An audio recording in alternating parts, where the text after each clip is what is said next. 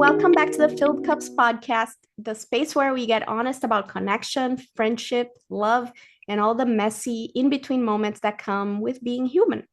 Today is a special one because I have my very first guest. My dear friend Danielle is here with me. Yay! We're going to be talking about all sorts of stuff, to be honest. And I'm going to hand it over to Danielle so she can introduce herself. Hi, I'm so honored to be your first guest. I'm happy that I can support you in with Filled Cups. And yeah, my name is Danielle Frouws, and I am a friend as well as a therapist. And definitely think that connection is just a very important topic and one that a lot of people struggle with, but often don't talk about. So yeah, I'm glad to be here. Thank you. So Danielle and I, we met each other. I don't remember, like sometime last year, Danielle, I or think it might have been maybe 2 years, 2 years at least ago. 2 years ago. Yeah. Yeah. And you had just moved to town, and I tell your story sometimes to other people, and forgive me if I'm not remembering it correctly, but it sounds cool when I tell it. But basically, I say, look, my friend Danielle and I, we met at salsa dancing, but then we also met at Spanish group. And when we Mhm. got to talking, at some point, I don't remember exactly when, but at some point you said, I'm new in town and I am trying to make local girlfriends. And I think that's even, I might not be remembering this exactly correctly, but that's kind of how I remember the story. And you and I had already kind of clicked at that point, and we just made Mhm. plans to go out for coffee. I was like, that's great, let's go for coffee. And then we went for coffee, and I just spilled all my deep darkest secrets on like There's something about me where people just feel like they can do that. I think it must be, I must be in the right profession. Yes, yes, because you have that quality about you, like you're super calm, you've got a calming voice, and you're understanding, you're empathetic.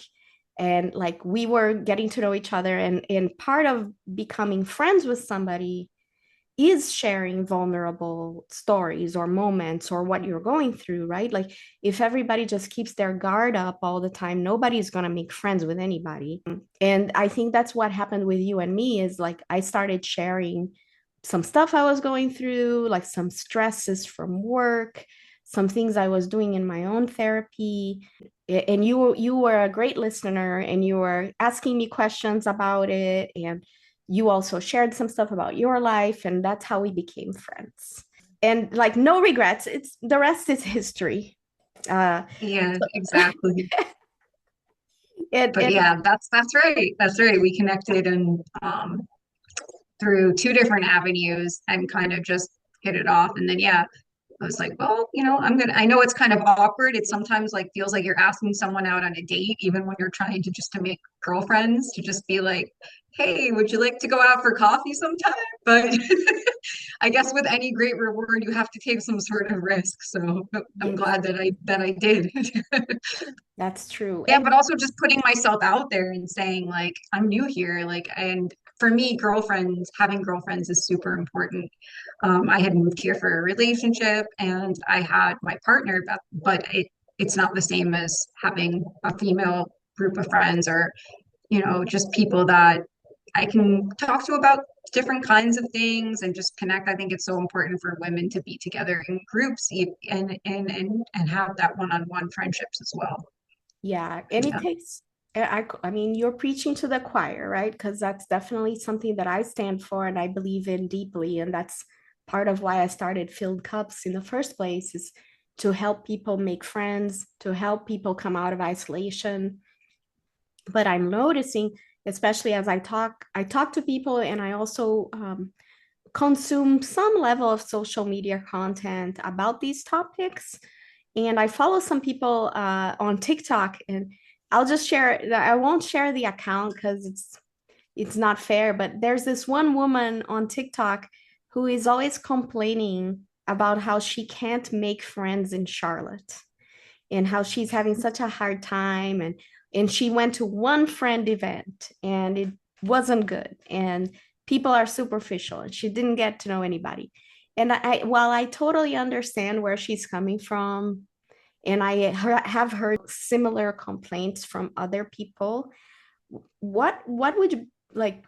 Do you feel like it's an impossible thing to make new friends in a new city? Because obviously, I know this is an easy question, right? Mhm. You are somebody who did make new friends when you moved to a Yeah. new city. So what are the things that usually make, like, are the secret to success in your opinion? Yeah. So I guess for me, it's like the discomfort of not having friends and of being alone has to outweigh the discomfort of going out there and putting myself out there, right? Yeah. Until I get to that point of like, yeah, like this is not going to work. But so sometimes that's what it takes for some people. But for me, it's just I really, like I mentioned, value friendships with women. That's really part of like my self-care is being Mhm. able to share experiences and hear people that have kind of gone through similar experiences or who I can, open up to. And so, I guess just having that motivation or that drive for connection. But in terms of I think actually being in a new city, sometimes I actually am more open to putting myself out there and making new friends than if I was in a place where I'd lived there for a long time and kind of just got maybe stuck in my ways. Because sometimes people do, like, your friend circles do change, or people move away, or people have babies or get married in different phases of their lives, and you can end up kind of in the same situation as if you were in a new city. So Yeah. but I feel like being new, it's like, okay, yeah, this is just like a whole new experience for me. Kind of looking at it as more of an adventure of, all right, like kind of instead of it being something that's daunting or scary, of just like, well, there's just so many different kinds of people out there in this whole new city that I'm in, and I'm ready to explore. So I think for me, the biggest thing that I always do and I recommend to other people too is going on meetup.com, just finding things that you're interested in, things that you enjoy doing, and that regardless of whether or not you were going there to make friends, you're just going there for yourself because you like it, whether it's talking about philosophy or doing something physical, like going to a certain kind of like a yoga class or anything like that, is that, okay, I'm going to show up and do this thing because it brings me joy. And if I happen to meet a friend or if I happen to spark up a conversation with somebody, great, added bonus, no harm, no foul. Yeah. Can I just ask a couple more follow-ups on that? Is when you go to meet, or in your experience in the past when you were going to meetups, if you are not anymore, or if you still are, did you go multiple times, or did you just go one time, never go back? So I usually go to multiple times, right? Hmm. Kind of like what you were talking about with the woman who complained or the whoever is complaining. Hmm. Like it's like me saying like I want a six pack and I'm gonna only go to the gym once. And then if I don't have a six pack after going to the gym once, then I'm like this didn't work. I don't want to do this anymore. It's Yeah. repetition. Like you have to kind of keep putting yourself out there, right? So I think back to like the times where it's been easier to make friends, and it's when I'm in a place where I'm there all the time, like whether it's work or school. So, but me working from home, that's not an option. So, Yeah. like things that either continuing to go to a meetup or continuing, like I gone to a yoga studio because I like people who are into more like like kind of like woo-woo stuff. So I'm like, I feel like I find my tribe there. So let me do that. Even though that's something I didn't do before. I was like, let me try to find a community there. But yeah, and then some, honestly, there have been a few meetups where I've gone to and I haven't gone back because I'm like, but not so because of the necessarily because I wasn't making friends. It was just like this, I like the idea of this, but this is maybe not isn't necessarily my thing. Like Yeah. for instance, I tried crocheting and it was just super, as much as I love it and would love to be great at it, it's super frustrating for me because I just, for some reason, my brain just won't do it. So I'm like, all right, I'm just going to leave that one. But Yeah. so just kind of like diversifying my interests and just saying, all right, I don't have to commit to all these things, but maybe one or two things that I do enjoy and that I also know realistically that I can show up for. But I do think that you hit on a good point, which is like consistency is key because you have to let people get to know you. You have to see the Yeah. same people in order to kind of foster friendships. I mean, that's it just seems more natural. Like, oh, how was your week? Like, if you see them on a regular basis, that Yeah. definitely helps. And like with you and I, we saw each other on Meetup, but we made a plan to meet outside of Meetup, right? Like we decided, let's be Mhm. friends, let's go for coffee, and then we continue to make those plans. And you're awesome because you're the one who usually initiates. And a lot of times I'm the one who initiates with other friends. So like for Mhm. me, I appreciate that about you is that I don't feel like I have to be chasing after you to be like, hey Danielle, let's get together. Like, because you're usually the one I think most of the time, unless if I'm inviting you to a party or something Mhm. that I'm organizing, like usually you're the one going like, hey Fernanda, let's do some one-on-one. And I believe I love all kinds of interactions with people, but one-on-one to me is the best one for friends. Like you because when you're in a group of friends, it's still nice and you're having a party and you're talking or you're, laughing and stuff, but you might not get as deep as when you're just talking one-on-one with somebody. And so Yeah. so for you and I, like we not only went for coffee that first time, but we continue to go out for coffee. And at some point we went dancing. What else did we that dancing thing was awesome. And Like now we've added roller skating to our repertoire. now we're roller skating. One time we were at a coffee shop. It was Sip City, and you and I got into some really deep conversations about relationships. And you made a joke. They were like, Fernanda, we could have just recorded this. This could have been a podcast episode. I know. I feel like that would actually make for a really good podcast. Just Yeah, record when we get together for coffee, because especially like no filter, just no but for filter. some reason, whenever I think it's just kind of speaks to how both of us are, that it usually does turn into something like more deeper, Yeah. even though maybe there'll be moments of things that are a little bit lighter or we'll be laughing, but eventually I feel like we always get to some of that deep stuff. Yeah, yeah, and that's okay. I love that. And also, like, I also cry a lot. Danielle has seen me cry on multiple occasions. But what else is new, you guys? I cry at everything all the time anyway, so it's not a big deal.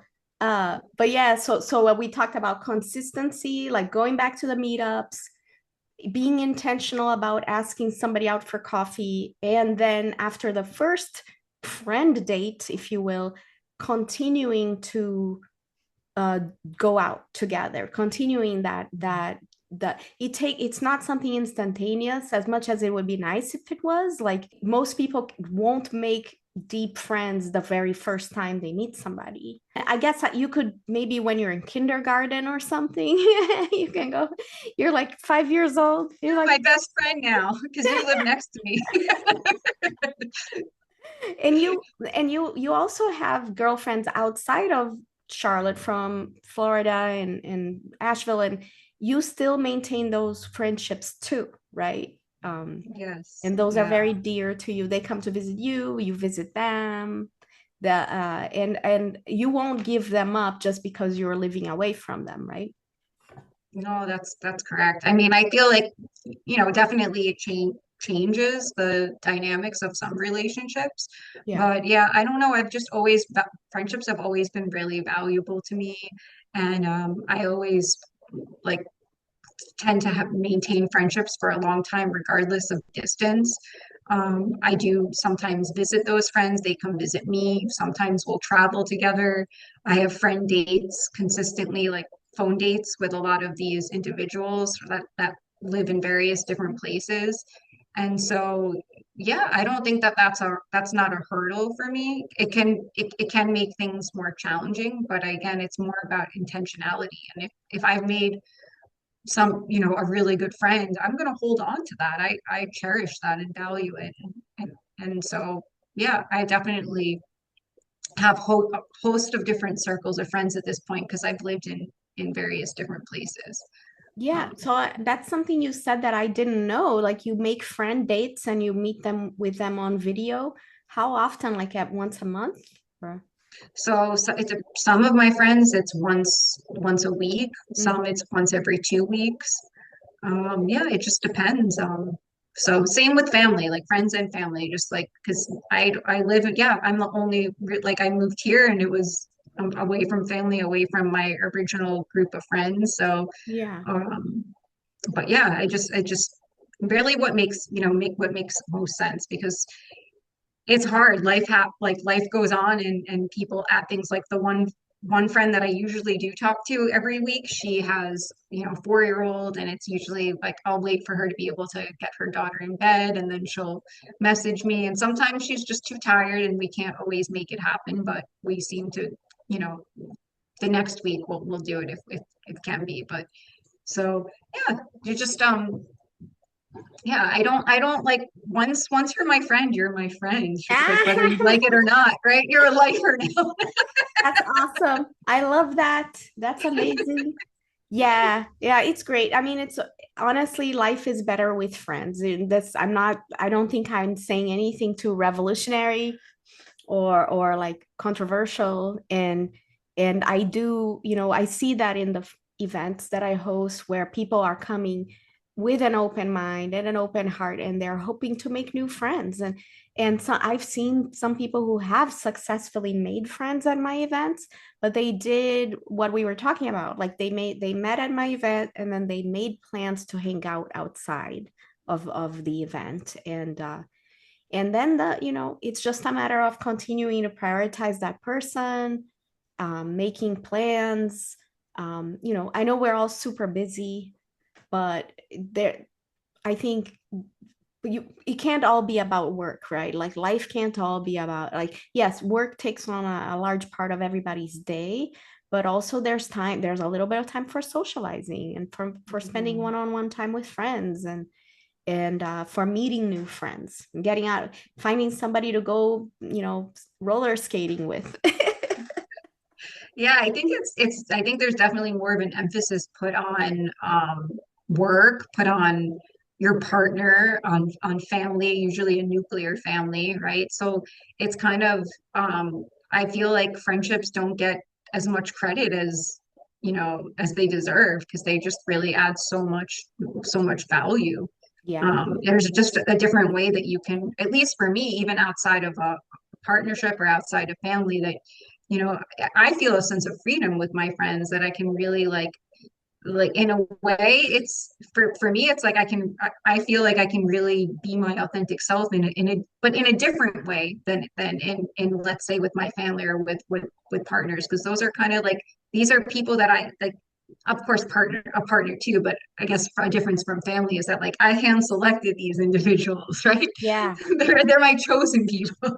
exactly. The concept of chosen family, which is Yeah, exactly. it's huge in a lot of communities. Like I read a lot about this stuff, and for example, LGBT community, huge concept of chosen family for especially for people who were ostracized from their original Mhm. families, but also a lot of people who maybe are not as close to their biological families for God knows how. There's a lot of reasons that could happen. There's ways for you to still have a quote unquote family with your friends for sure.